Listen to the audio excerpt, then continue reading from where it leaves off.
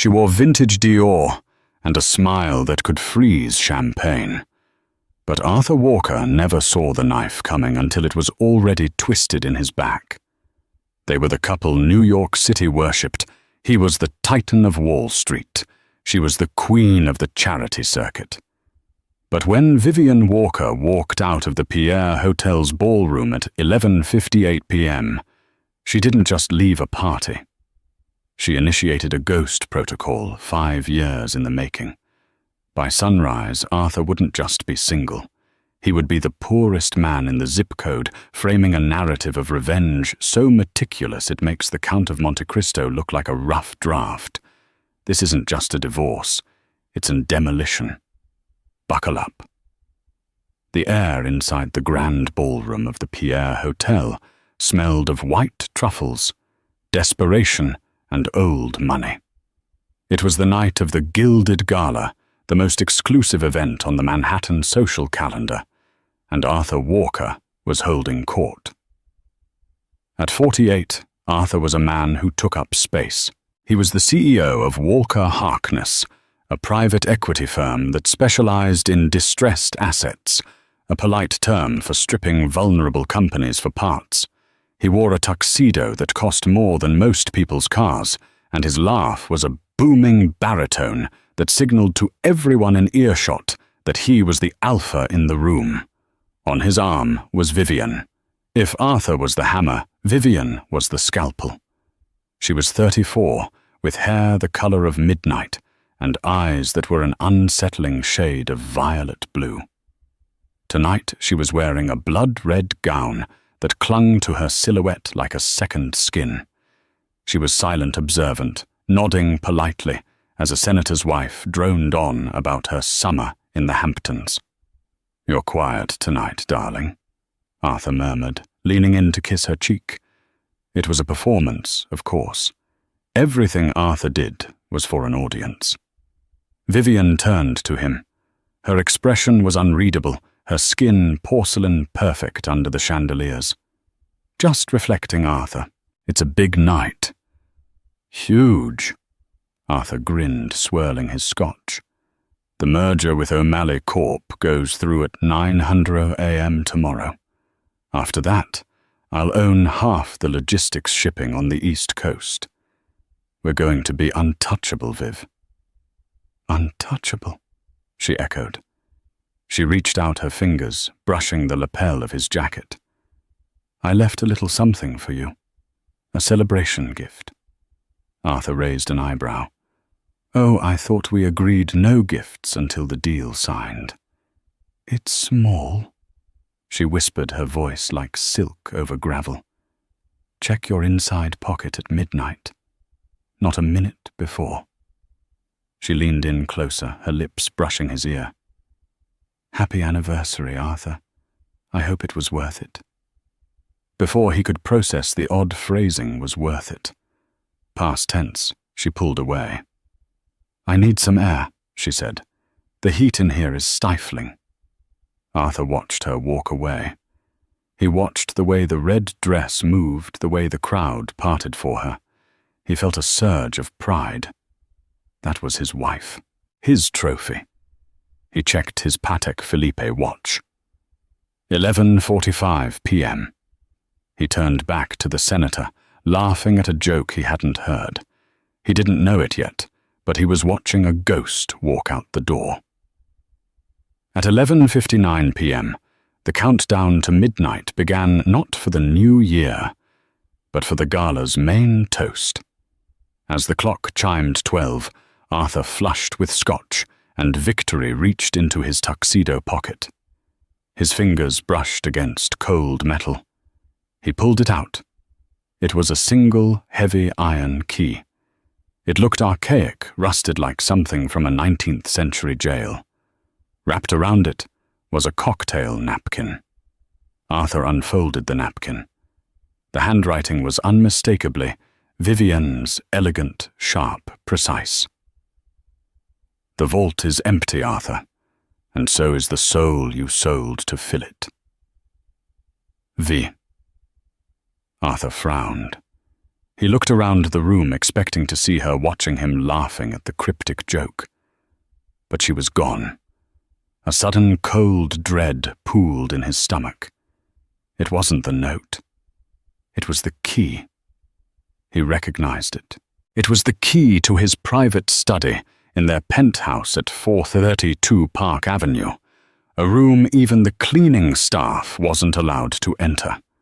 A room that required a biometric fingerprint and a physical key to override the security. He pulled out his phone to call her. No service. He tried again. Call failed. He looked at the signal bars. Full strength. But the call wouldn't connect. He tried his driver, heavily built ex-Mossad agent named Silas Graves. "Silas, where is she?" Arthur barked into the phone when it finally connected. "Sir." Silas's voice was confused. "Mrs. Walker, I thought she was with you. I'm at the front entrance waiting for your signal. She said she was coming out for air. Sir, nobody has come out the front entrance in 40 minutes. I've been standing here the whole time." "Check the side exits," Arthur was shouting now, drawing stares from the gala guests. The mask of the charming billionaire was slipping. "Checking. Sir, the side exit alarm was disabled 20 minutes ago. The security feed it's looping. Sir, someone hacked the hotel grid." Arthur didn't wait. He ran. He sprinted past the confused senator, past the champagne towers bursting through the lobby doors into the cool October night. He hailed a taxi, ignoring his limousine. 432 Park. Now. Run every red light, and I'll give you $10,000. The driver didn't ask questions. The penthouse at 432 Park Avenue was usually a fortress of silence floating above the city noise. But when Arthur burst through the front door, the silence felt heavy, oppressive. "Vivian!" he screamed. No answer. He ran to the master bedroom. Her side of the closet was open. His breath hitched. He expected it to be empty. He expected the cliché, the missing clothes, the empty jewelry box. But her clothes were there. The rows of Louboutins, the Hermès Birkins, the vintage Chanel suits. Everything was exactly where it should be. He rushed to the safe hidden behind the Matisse painting. He punched in the code. Error. He tried again. Error. He pressed his thumb against the biometric scanner. The light turned red. Access denied. "What the hell?" Arthur muttered, sweat beading on his forehead. He ran to his study, the room the rusty iron key belonged to. He jammed the key into the lock. It turned with a satisfying heavy clunk. He threw the door open and froze. The room had been stripped. Not of furniture, the mahogany desk and leather chairs were there, but the wall safe was wide open. The servers that held his private offshore encrypted ledgers were gone, physically removed. On the desk sat a single laptop. It wasn't his. It was a cheap plastic burner laptop. On the screen was a video file paused. Arthur sat down, his hands trembling. He hit the spacebar. The video flared to life. It was Vivian. She was sitting in this very chair, wearing a simple white t-shirt, her hair tied back. She looked younger, softer, and terrifyingly calm. "Hello, Arthur," the video Vivian said. "If you're watching this, it's probably around 12:30 a.m. You're panic-stricken. You're probably thinking about calling the police. Don't." On screen, she leaned forward. "You think you married Vivian Dubois from Paris, the art curator you met in Monte Carlo 5 years ago. But you didn't. Vivian Dubois died in a car accident in 1998. My name? Well, that doesn't matter yet. Arthur stared at the screen, his mouth dry. "You're wondering about the money," she continued. "You're wondering about the Cayman accounts, the shell companies in Panama, the blind trusts you set up to hide your assets from the SEC. She held up a small black flash drive. "I have them, Arthur. All of them. But I didn't steal your money tonight. That would be crude. I've been moving it for 3 years, slowly. 2% here, 3% there. You were so busy acquiring O'Malley Corp., so busy cheating on me with your VP of marketing, that you didn't notice the signatures on the transfer authorizations weren't yours. They were mine. Or rather, they were yours, forged by a wife you trusted implicitly with your notary seal." Arthur scrambled for his phone, dialing his private banker at Banque Pictet in Geneva. "Pick up, pick up, pick up," he hissed. "Monsieur Walker," the banker. Jean-Luc answered, sounding sleepy. "It is 6 a.m. here." Jean-Luc frees everything. The accounts, the Omega Fund, the Zenith Holdings, everything. There was a long pause on the line. The silence stretched until it screamed. "Monsieur Walker!" Jean-Luc's voice was trembling. "The accounts were closed yesterday. You authorized the transfer yourself. You were on the video call." "I was at a gala," Arthur roared. "We have the recording, monsieur. It was your voice, your face. You gave the passcodes." Deepfake. Arthur dropped the phone. He looked back at the laptop screen. Vivian was smiling sadly. "It's all gone, Arthur. The 1.2 billion in liquid assets gone. The stocks I dumped them an hour ago in the Asian markets through a series of shell entities. By the time the NYSE opens, Walker Harkness will be trading at pennies." Arthur felt his chest tighten. A heart attack. No, just the crushing weight of total ruin. "Why?" he whispered to the screen. Video Vivian seemed to hear him. "You destroyed my father, Arthur. Do you remember Leonard Calloway, 2005? You raided his company pension, stripped his employees, and drove him to put a shotgun in his mouth." Arthur reeled back. Calloway. He remembered the name. It was just another deal. Just another Tuesday in the 2000s. "I was 22, she said, her voice hardening. "I watched you laugh on CNC that day. You called it market efficiency. So I became efficient. I became the woman you wanted. I studied you. I seduced you. I married you, and I waited." The screen went black, leaving only 2 words in white text. "Checkmate." Arthur sat in the silence of his billion-dollar apartment. He was surrounded by luxury, yet he didn't have a dime to his name. Then the doorbell rang. It wasn't the police. It wasn't the doorman. Arthur stumbled to the intercom. He looked at the camera feed. Standing in the hallway was a man Arthur hadn't seen in 10 years. A man with a scar running down his cheek and a cheap suit. It was Gavin Ross, his old partner. The one Arthur had thrown under the bus to avoid a federal indictment back in 2015.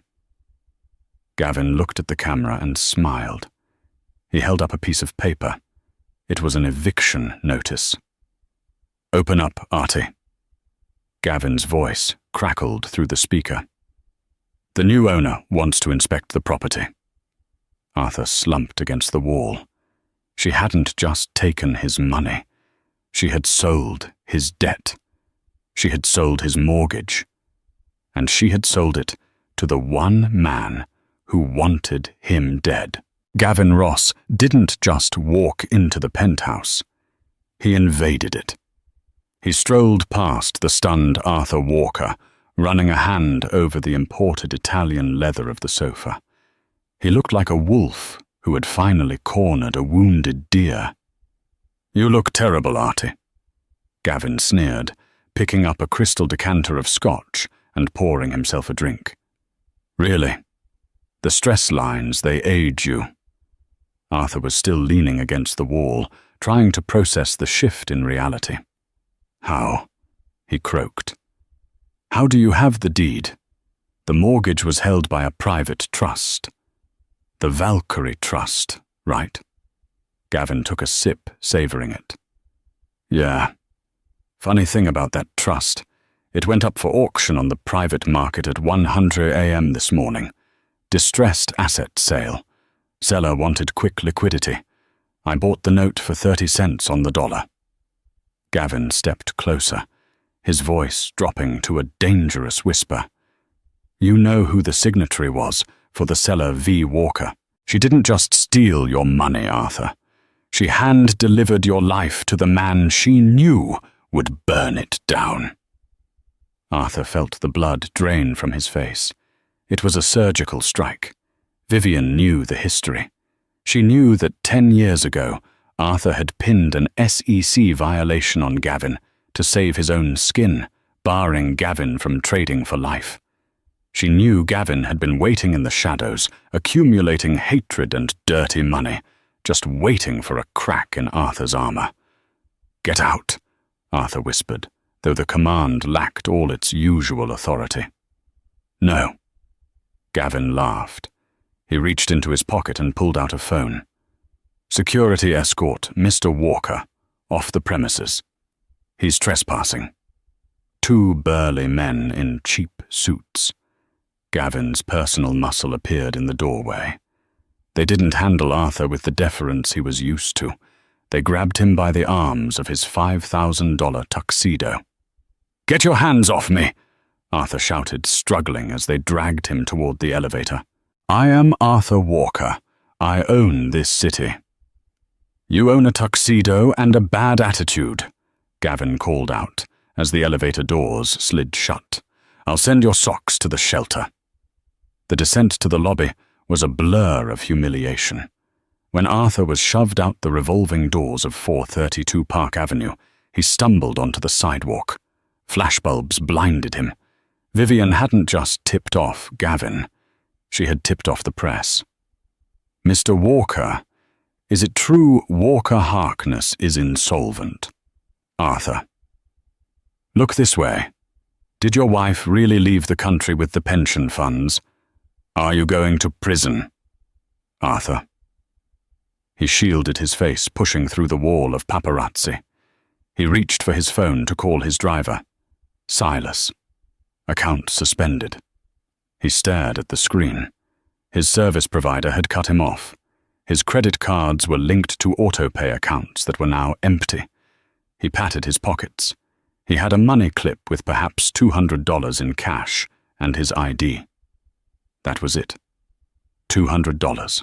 He ran. He ran until his lungs burned, ducking into a subway station, a place he hadn't visited since the 1990s. He sat on a grime-covered bench, the roar of the approaching train drowning out the ringing in his ears. He needed help. But in Arthur's world, friendship was transactional. Without capital, he had no friends. He ran through his mental Rolodex. Lawyers. They wouldn't answer without a retainer. Politicians. They distanced themselves immediately. Then he remembered Jessica Cole. Jessica was a private investigator who operated out of a converted loft in Hell's Kitchen. She wasn't corporate. She was the person you hired when you needed to find dirt that didn't exist, or when you needed to scrub a mistake from the record. Arthur had hired her 3 years ago to dissuade a journalist from publishing an exposé on his labor practices in Malaysia. She was expensive, unethical, and brilliant. Arthur checked his watch. 3:00 a.m. He used $50 of his cash to bribe a cab driver to take him to West 46th Street. When he arrived, the building looked condemned. He buzzed the intercom. No answer. He buzzed again, holding the button down. Go away or get shot, a female voice crackled through the speaker. Jessica, it's Arthur Walker. I need you. There was a long silence. Then the buzzer buzzed loud and angry. The door clicked open. Arthur climbed the 4 flights of stairs, sweating in his ruined tuxedo. Jessica was waiting in her doorway. She was wearing grey sweatpants and a tank top holding a Sig Power P365 loosely at her side. She looked Arthur up and down with amused disdain. "You look like a train wreck, Arthur," she said, stepping aside to let him in. The loft was a chaotic mix of high-tech and squalor. Multiple monitors hummed on a desk displaying code and surveillance feeds. Pizza boxes were stacked near a soldering iron. "I need you to find my wife," Arthur said, collapsing onto a worn leather couch. "I saw the news," Jessica said, holstering the gun and walking to her fridge. She grabbed a bottle of water and tossed it to him. "Vivian Walker. Cleaned you out. Market cap of your firm dropped 60% in after-hours trading. You're toxic, Arthur. Why should I help you? You can't pay me." "I can pay you," Arthur lied. "I have offshore accounts she didn't touch. Cold storage, crypto." Jessica laughed. It was a dry, hacking sound. "Don't lie to me. I ran a trace on you the second I saw the news. You're zeroed out. You don't even have a credit score right now." Arthur slumped. "She destroyed me, Jessica. Everything." "She's good," Jessica admitted, sitting at her computer. "I've been looking at the data trails just for fun. It's masterclass work. She didn't just hack you. She impersonated you digitally for months. She built a back door into your life." "Help me find her," Arthur pleaded. "Not for the money. For revenge. I know you, Jessica. You hate being outsmarted. She used your kind of tricks. She beat the system." Jessica paused. Arthur had hit a nerve. She was a hunter, and nothing annoyed her more than another predator entering her territory. "If I do this," Jessica said, her eyes narrowing, "I get 20% of whatever we recover, and I want the rights to the story." "Deal." "Start talking," Jessica said, spinning her chair around. "Tell me everything about the day you met her. Every detail. Because the woman you married, she never existed." The sun rose over a city that Arthur Walker no longer owned. He had spent the remaining hours of the night sleeping on Jessica's couch while she worked, fueled by caffeine and spite. "Wake up, Billionaire," Jessica said, kicking the couch. It was 800 a.m. Arthur sat up, his back aching.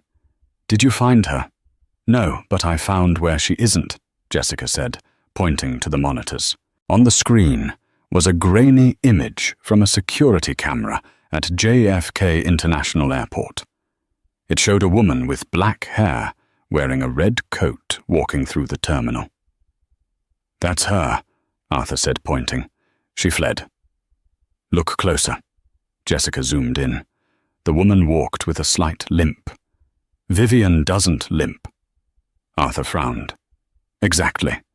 And facial recognition is only giving me a 78% match. It's a body double. A decoy. She bought a ticket to Zurich under her maiden name, checked a bag, and sent this woman to walk past the cameras. The decoy never boarded the plane, by the way. She slipped out a maintenance exit near Gate B4. "So she's still in New York?" Arthur asked, hope rising. "Maybe. Or she took a private charter. Or a train. But here is the interesting part." Jessica typed a command, and a new window popped up. It was a bank transfer log. "I traced the routing number for the shell company she used to sell your debt to Gavin Ross. It bounced through the Caymans, then Estonia, then a local credit union in Queens." "Queens," Arthur scoffed. "Why would she send millions to a credit union in Queens?" "She didn't send millions. She sent $500. It's a keep alive ping, a recurring payment for a rental unit, specifically a self-storage facility in Long Island City. Ironclad storage. Arthur stood up. Let's go. Hold on. Jessica threw him a grey hoodie and a pair of jeans. Put these on. You can't run around Queens in a tuxedo. You'll get mugged and I don't have time to file a police report. They took Jessica's car, a battered Ford Explorer that had seen better days but had a souped-up engine. The drive to Long Island City was tense. Arthur watched the skyline recede, realizing how small the city looked from the outside.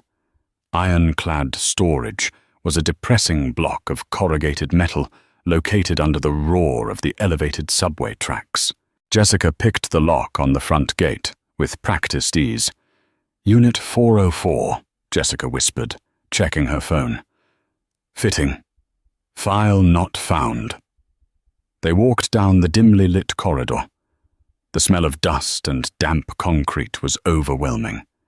They found Unit 404. It was padlocked. Arthur reached for a bolt cutter Jessica had brought, but she stopped him. Look. She pointed to the hasp. There was a single long hair caught in the mechanism. Black. She was here recently, Jessica murmured. She expertly shimmed the lock. It popped open. Jessica drew her gun and pushed the door up. Arthur expected piles of cash or stolen jewelry. Instead, the unit was set up like a police precinct's investigation room. The walls were covered in corkboards. Thousands of photos, strings of red yarn, and printed emails were pinned up. Arthur stepped inside, his eyes widening. In the center was a photo of him. But it wasn't just him. There were photos of his board members, his rivals, senators he had bribed, judges he had golfed with, and Gavin Ross. Jesus, Jessica breathed, holstering her weapon. This isn't a getaway plan, it's a dossier. Arthur walked to the section labeled The Callaway Collapse, 2005. There were photos of Vivian's father, Leonard Callaway, photos of his suicide, and photos of Arthur shaking hands with the liquidators the very next day. But then Arthur saw something that made his blood run cold. There was a section labeled Phase 2. Under it were photos of Vivian, but she looked different. In one, she was blonde. In another, she had short red hair. The dates went back 15 years. She's done this before, Arthur whispered. Jessica was reading a stack of papers on a metal desk in the corner. Arthur, look at this. It's a list of shell companies, but they aren't hers. They're yours. But look at the beneficiaries.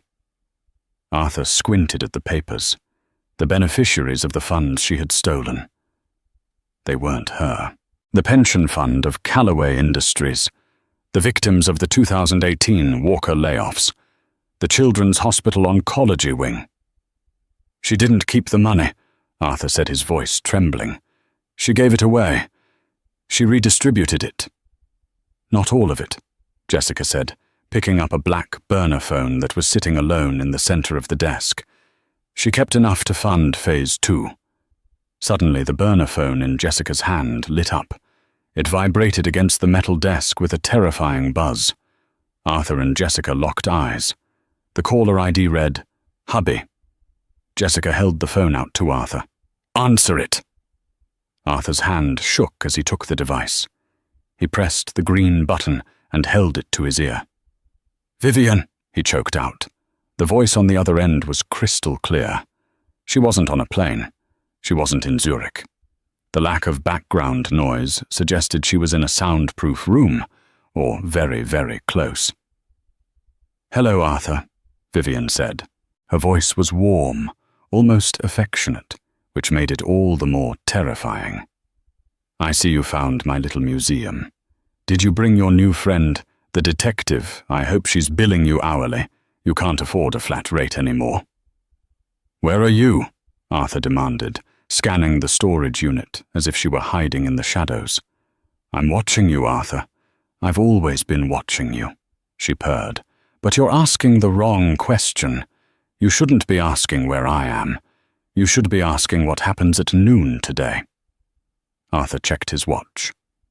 10:45 a.m. What happens at noon? At noon. Vivian said, her voice dropping to a whisper. The FBI receives the package I just mailed. It contains the hard drives from your study. The unencrypted ones. The ones that prove you didn't just strip companies, but that you were laundering money for the Sinaloa cartel through your logistics merger. Arthur froze. That was the one secret he had sworn would never see the light of day. It was a death sentence. You didn't, he gasped. Tick-tock, darling. You have 75 minutes of freedom left. Run, Arthur. Run like you made my father run. The line went dead. Arthur dropped the phone. He looked at Jessica. We have to go, he said, his voice rising in panic. We have to leave the country. Now! Jessica looked at him, her expression calculating. She wasn't just his employee anymore. She was a witness to a man who was about to become the most wanted fugitive in America. Jessica asked, crossing her arms. I'm not the one who laundered cartel money, Arthur. I can get you $10 million. Arthur lied again, desperate. I have a stash in Mexico. Get me out of the city, Jessica. Please. Jessica looked at the desperate billionaire, then at the corkboard of victims. She sighed, grabbing her keys. If you're lying to me, Arthur, I'll shoot you myself and save the feds the paperwork. Get in the car. The 12:00 p.m. deadline came and went, while they were on the Tappan Zee Bridge, crossing the Hudson River, away from the city. Arthur stared at the digital clock on the dashboard of the Ford Explorer. 12:01. It's done, he whispered, his face grey. The FBI has the drives. Relax, Jessica said, her eyes scanning the rearview mirror. She was driving with a calm, predatory focus. The Bureau takes time to mobilize. We have a 2-hour head start before they flag your face on the highway cameras. I'm taking us off the grid. Where are we going? Arthur asked. He was gripping the door handle so hard his knuckles were white. The Catskills. I have a safe house near Phoenicia. It's a dead zone. No cell service, no internet. We go dark, we wait for the heat to die down, and then we figure out how to get you to Montreal. Arthur nodded, swallowing bile. He turned on the car radio. Breaking news out of Lower Manhattan. Federal agents have raided the offices of Walker Harkness. CEO Arthur Walker is currently unaccounted for. Sources say the investigation involves massive wire fraud and ties to international cartel money laundering. Arthur shut it off. They're calling me a fugitive. You are a fugitive, Arthur, Jessica said dryly. Check the glove box. There's a flask. Arthur found the flask and took a long pull. It was cheap whiskey burning his throat. I didn't want to do it, he muttered. The laundering. The cartel came to me. They threatened the firm. They threatened... He paused. They threatened Vivian, Jessica finished for him. Arthur looked out the window. No. They threatened my reputation. They said they'd expose the pension stripping scheme if I didn't wash their cash. I did it to save the company. Jessica let out a short, harsh laugh. You laundered drug money to save your ego. That's poetic, Arthur. Truly. You work for me. Arthur snapped, his old arrogance flaring up for a second. Stop judging me and drive. I don't work for you, Arthur. I work with you. There's a difference. And right now, I'm the only thing standing between you and a federal prison cell where the shower curtains are made of chainmail. Suddenly, Jessica slammed on the brakes. Ahead of them, about half a mile down the highway, red and blue lights were flashing. A roadblock. State troopers were funneling traffic into a single lane. Damn it, Jessica hissed. They moved faster than I thought. Turn around, Arthur screamed. "Go back! I can't turn around on a highway, you idiot. We'll be spotted." Jessica's eyes darted to a dirt service road, obscured by overgrown brush on the right. She yanked the wheel. The Explorer fish-tailed tires screeching and ploughed through a plastic construction barrier, bouncing onto the dirt road. "Hey!" A trooper shouted in the distance, but they were already gone, kicking up a cloud of dust as they sped into the tree line.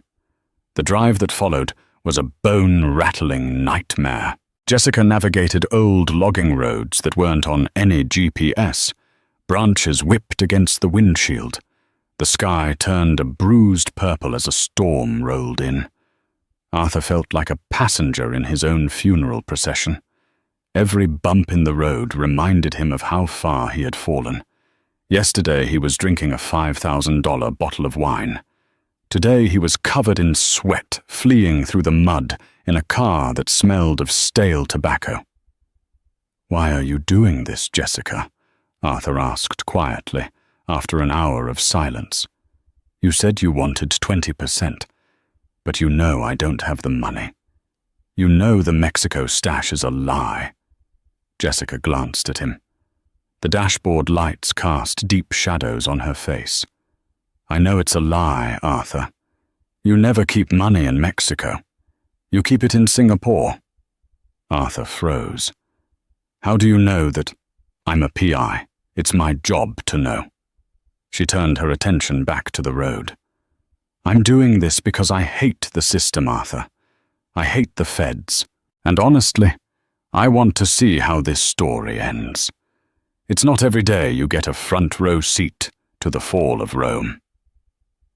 The car crested a hill. Below them, nestled in a valley of dense pine trees, was a small, isolated cabin. It looked abandoned. No lights, no neighbors for miles. "We're here," Jessica said. The cabin was freezing. It smelled of pine needles and wood smoke. Jessica lit a kerosene lamp, casting long, dancing shadows against the log walls. Arthur collapsed into a wooden chair. "Do you have food?" "Canned beans in the pantry," Jessica said, locking the heavy wooden door and sliding a steel deadbolt into place. She moved to the window, peering out into the darkness. "We're safe here. Nobody knows this place exists." Arthur rubbed his face with his hands. Okay. I need to think. I need to call my lawyer in Zurich. He has emergency protocols." "No phones," Jessica reminded him. "They can triangulate the signal even if you just turn it on." "Then what do we do?" Arthur stood up, pacing. The adrenaline was wearing off, replaced by a crushing exhaustion. "We can't stay here forever." "We aren't staying forever," Jessica said. She turned away from the window and faced him. Her expression had changed. The cynical, rough-around-the-edges PI look was gone. She stood straighter. Her eyes were cold, calculating. "We're just waiting for the package to arrive." "Package what package?" Jessica didn't answer. She walked over to the fireplace and picked up a poker, toying with it. "Arthur," she said softly, "do you remember the day you hired me 3 years ago? Of course, you handled that journalist. Right. You picked me because I had a reputation for being ruthless, because I was ex-intelligence. But you never checked which intelligence." Arthur frowned. "You said CIA. I lied." Jessica smiled. It wasn't a nice smile. "I never worked for the government. Before I was Jessica Cole, I worked in corporate security, specifically for a mid-sized tech firm in Seattle. Callaway Industries." The name hung in the air like toxic gas. Arthur took a step back. "Callaway? That's Vivian's father's company." Leonard Callaway was a good man. Jessica said, her voice steady, but laced with venom. "He treated his staff like family. I was the head of his security detail. I was the one who found his body, Arthur. I was the one who had to clean the wall behind his desk after he pulled the trigger. Arthur bumped into the table. You knew him. He was like a father to me, Jessica said, stepping closer. And when you raided the company, you didn't just kill him. You fired everyone. You blacklisted the security team so we couldn't get jobs. You ruined my life, Arthur. I ended up living in a car for 6 months. I didn't know, Arthur stammered. It was just business. It's always just business with you. Jessica shook her head. That's what Vivian said you would say. Vivian. Arthur's eyes widened. You know her. Know her. Jessica laughed. She reached up to her neck and pulled a chain from under her shirt. Hanging from it was a matching half of a silver locket. Vivian found me 5 years ago. She tracked down everyone you hurt. She found me, she found your driver, Silas. Oh yes, Silas is on the payroll too. She even found the janitor from your old building. She built an army, Arthur. An army of ghosts. Arthur felt the room spinning. The investigation. Me hiring you. Orchestrated, Jessica confirmed. Vivian made sure my name crossed your desk. She made sure I was the only option. I've been your fixer for 3 years. Every secret you told me, I recorded it. Every problem I made disappear.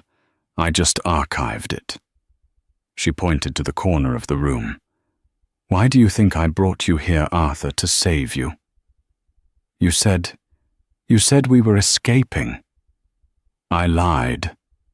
Jessica walked to the door and unlocked it. She threw it open. Outside, the storm had cleared. A single black SUV was parked in the clearing, its headlights cutting through the darkness. I brought you here to deliver you, Jessica said. Arthur looked at the SUV. The back door opened. A woman stepped out. She was wearing a trench coat and muddy boots, but she carried herself with the grace of a queen. Her black hair was pulled back, her violet eyes shining in the beam of the headlights. It was Vivian. She didn't look like the trophy wife he had taken to the gala. She looked like an executioner. Vivian walked up the steps of the porch, passing Jessica. She stopped in front of Arthur.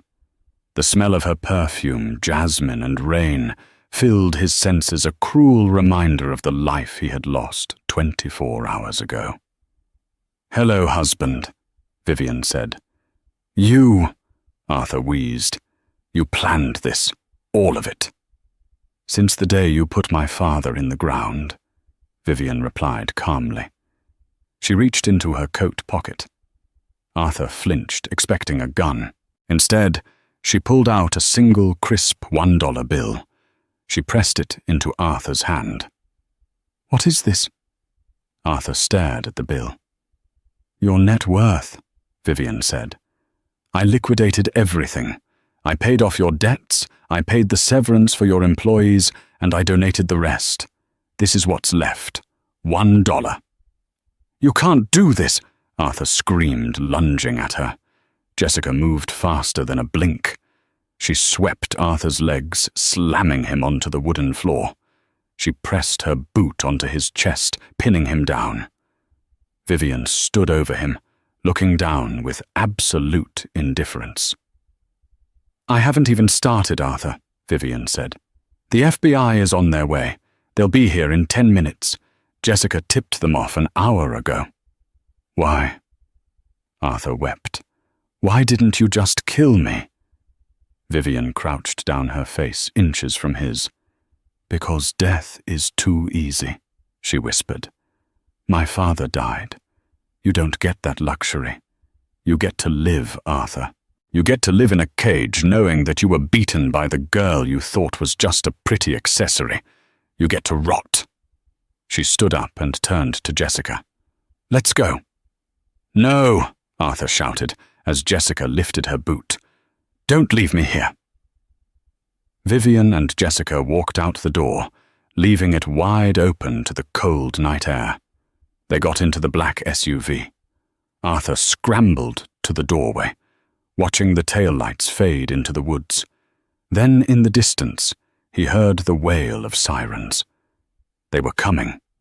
The end of Arthur Walker's empire didn't happen with a bang. It happened with the splintering of wood and the blinding strobe of tactical flashlights. Arthur was still on the floor of the cabin, the $1 bill crumpled in his sweating palm, when the world exploded inward. The heavy oak door, which Jessica had left unlatched, was kicked open with such force it rebounded off the wall. "Federal agents, show me your hands. Show me your hands." The shout was a physical blow. Before Arthur could even process the command, 3 armored figures swarmed the small room. He was hauled up by the back of Jessica's grey hoodie, the fabric choking him.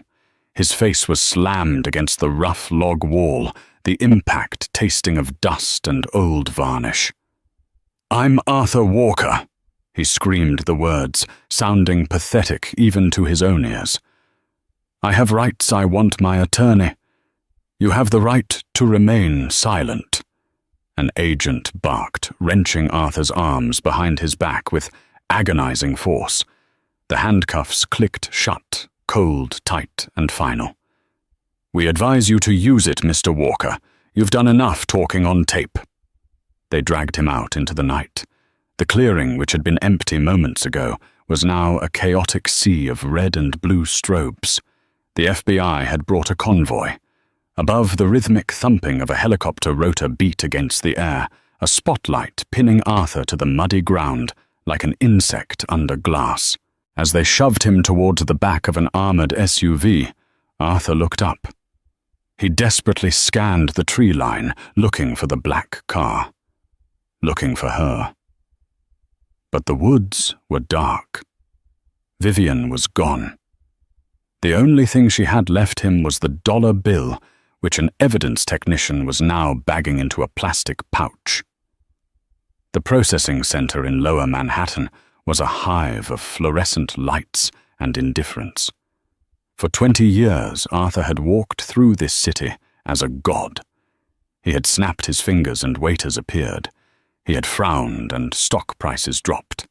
Now he was just a fingerprint scan and a mug shot. "Turn to the left," the officer boredly commanded. Arthur turned. He saw his reflection in the glass of the observation booth. He looked deranged. His eyes were red-rimmed from lack of sleep. The mud from the Catskills had dried on his cheek like a bruise. He wasn't the Titan of Wall Street anymore. He looked like a vagrant who had stolen a billionaire's name. He was placed in a holding cell that smelled of bleach and urine. He sat on the metal bench, waiting for his high-powered legal team. The firm of Kravitz, Moore and Stein. He paid them $3 million a year in retainers for moments exactly like this. Hours passed. Finally, the heavy steel door buzzed open. But it wasn't Kravitz. It wasn't Moore. It was a young man in an ill-fitting suit carrying a battered briefcase. He looked tired. "Mr. Walker," the man said, sitting on the metal stool opposite the bench. "My name is Greg. I'm from the Public Defender's Office." Arthur stared at him. "Get out. Where is Kravitz?" Greg sighed, opening his file. "Mr. Kravitz's office sent over a letter of resignation regarding your representation about 2 hours ago. They cited a conflict of interest." "Conflict of interest?" Arthur spat. "What conflict?" "The conflict of you having no money, Mr. Walker," Greg said bluntly. "Your assets are frozen. Your personal accounts are empty. The retainer check bounced this morning. You are indigent." Arthur felt the blood drain from his face. I have offshore accounts in Singapore. I can pay." "The FBI has the hard drives, Arthur," Greg said, dropping the formality. "They have the Singapore ledgers. They have the Cayman shell companies. They have the audio files of you authorizing payments to the Sinaloa cartel. It's over. The U.S. attorney isn't offering a plea deal. They're going for the maximum." Arthur slumped back against the cinder block wall. For the first time, the reality of Vivian's gift truly hit him. She hadn't just taken his money. She had taken his defense. She had stripped him of the only armor he had ever known.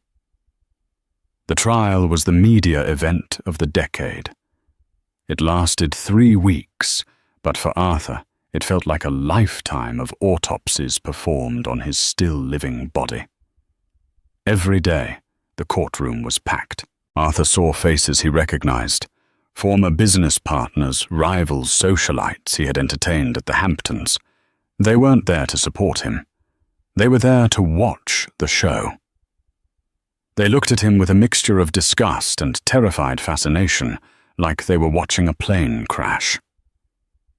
The prosecution's case was a masterpiece, largely because Vivian had curated the exhibit. "Ladies and gentlemen of the jury," the prosecutor said in her closing statement, pacing in front of a projection screen. "Arthur Walker didn't just steal. He destroyed. He destroyed pensions. He destroyed families. And when he needed more, he turned to blood money." She clicked a remote. A photo appeared on the screen. It was Leonard Calloway, Vivian's father. "The defense claims Mr. Walker was a victim of a vengeful spouse," the prosecutor continued. "We argue that Mr. Walker is simply facing the overdue bill for a lifetime of moral bankruptcy." Arthur looked at the jury. They didn't look back. They stared at the floor or at the judge. He knew then. The verdict took 4 hours. Guilty on all counts: wire fraud, money laundering, racketeering, embezzlement. When Judge Holloway read the sentence, her voice was devoid of sympathy. "Arthur Walker, you have lived a life of extraordinary privilege, which you use to inflict extraordinary harm. I sentence you to 25 years in the Federal Correctional Institution at Otisville. You are remanded into custody immediately." The gavel banged. It sounded like a coffin lid slamming shut. 6 months later, Otisville was not a club fed. It was a medium-security warehouse for broken men. Arthur's life had shrunk to a 6x8 cell and a rigid schedule of bells. Wake up. Count. Eat. Work. Count. Sleep. He worked in the laundry detail. The man who used to decide the fate of shipping logistics for the eastern seaboard now spent 6 hours a day, folding grey institutional towels. His hands, once manicured, were chapped and raw from industrial detergent. It was lunchtime. The cafeteria was a cavernous hall filled with the low hum of hundreds of men eating quickly.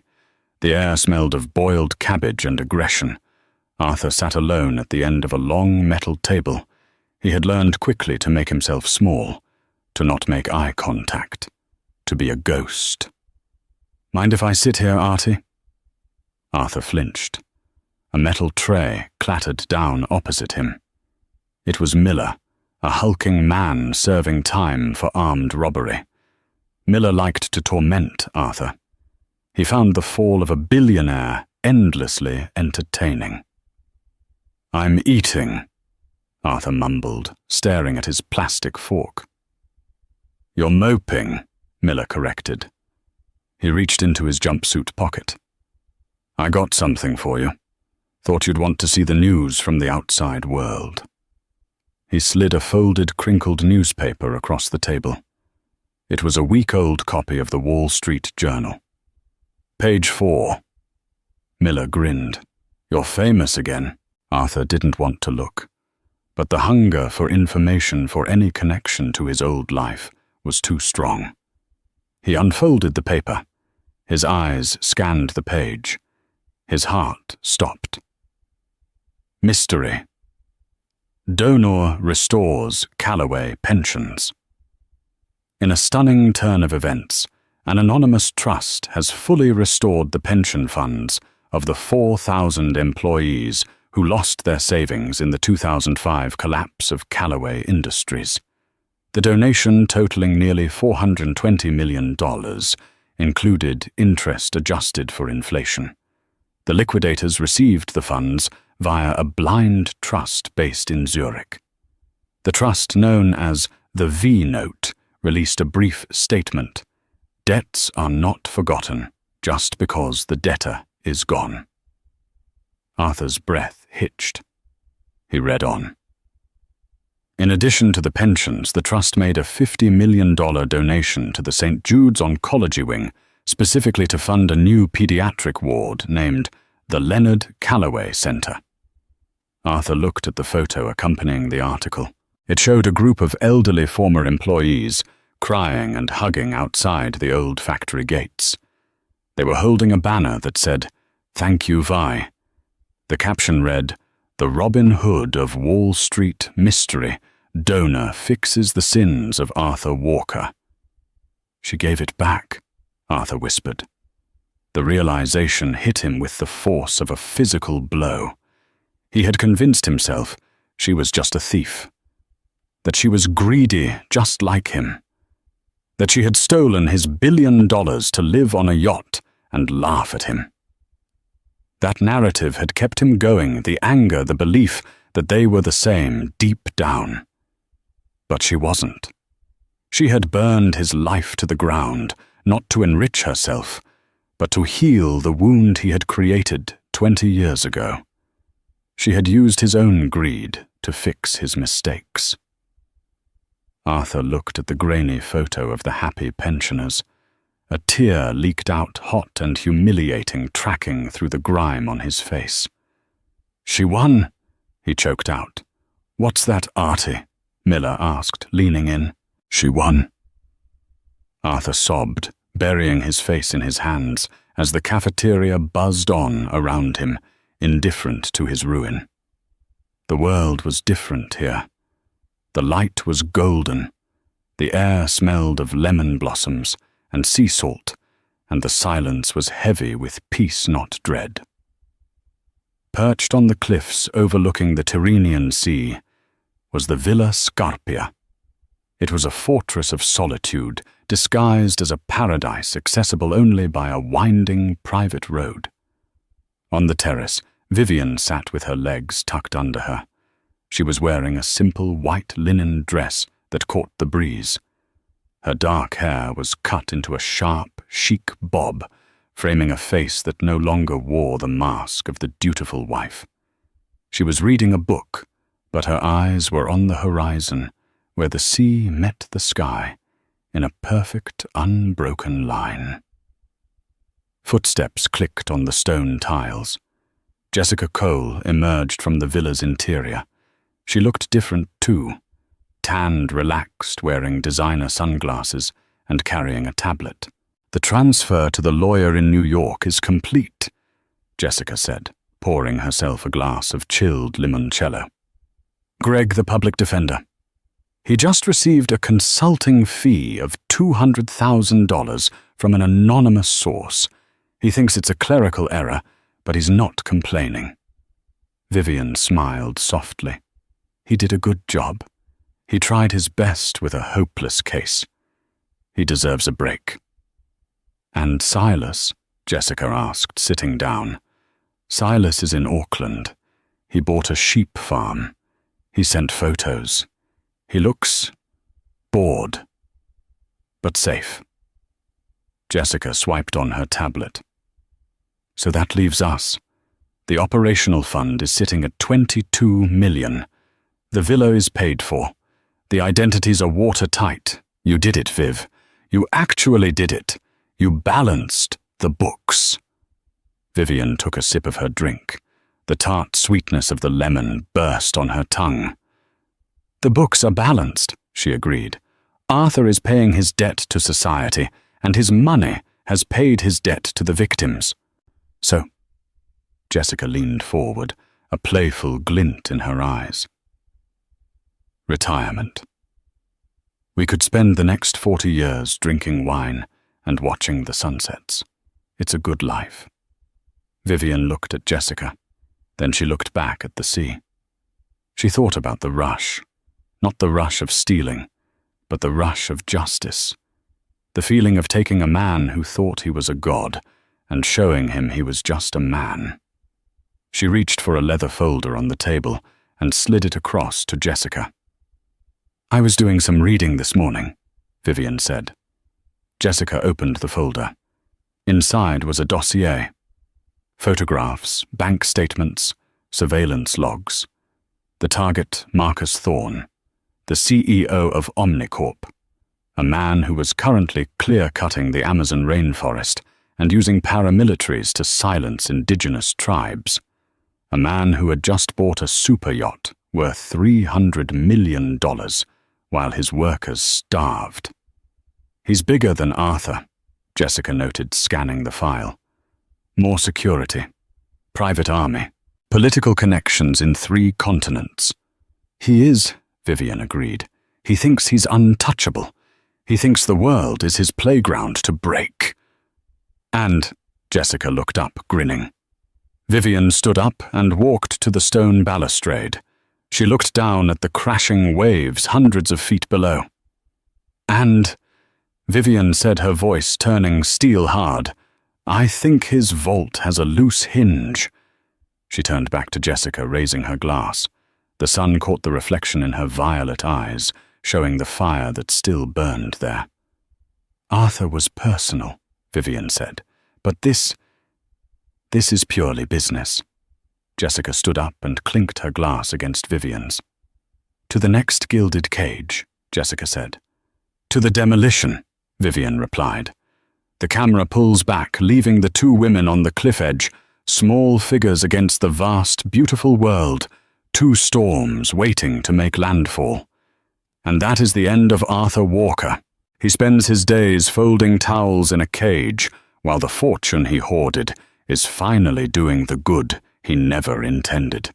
It's a brutal, beautiful lesson in karma. Arthur thought he was the main character of the story, but he never realized he was just the villain in Vivian's origin story. She proved that the most dangerous person in the room isn't the one shouting the loudest. It's the one who knows your secrets and has the patience to wait. This story makes you ask a hard question. Is revenge ever truly justified? Vivian destroyed a man, but she saved thousands of others. Was she a hero, or just a different kind of monster? I want to know what you think. Drop a comment below. If you were in Vivian's shoes, would you have given the money away, or would you have kept the $1 billion and disappeared? Be honest. I'll be replying to the best comments in the first hour. If you enjoyed this deep dive into the dark side of the elite, please hit that like button. It helps the channel more than you know. And if you haven't already, subscribe and ring the bell. We have a new story coming next week about a Silicon Valley genius who vanished into thin air. You won't want to miss it. Thanks for watching, stay safe, and remember, check your pockets.